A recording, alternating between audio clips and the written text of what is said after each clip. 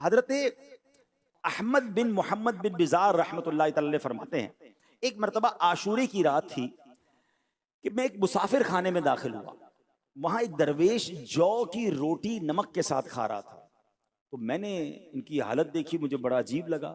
تو میں ان کے پاس گیا اور پہلے لوگوں سے پوچھا کون ہے, تو بتایا ان کا تو علم تصوف میں بڑا مقام ہے, یہ تو بہت بڑے عالم ہیں, بہت سارے زاہدین سے بڑھ کر ہیں. تو کہتے بڑے ادب سے ان کے پاس میں گیا اور کچھ ان کو دینار دیے, اور میں نے کہا کہ میں نے دیکھا ہے کہ آپ روزہ بھی رکھتے ہیں, افطار میں صرف جو اور نمک کھاتے ہیں, آپ کا بڑا مرتبہ بھی ہے, تو یہ دیناروں کی تھیلی ہے, اس میں 1000 دینار ہیں, یہ آپ قبول فرما لیں. کھانے کو کچھ نہیں ہے, افطار میں جو اور نمک سے افطار ہو رہا ہے, اور اتنے بڑے عالم دین ہیں. اس درویش نے کہتے ہیں بڑی جو ہے وہ غضبناک نظروں سے مجھے دیکھا اور کہا کہ اپنے دینار واپس لے جاؤ, بے شک یہ تو اس کی جزا ہے جس نے اپنا راز لوگوں پر ظاہر کر دیا.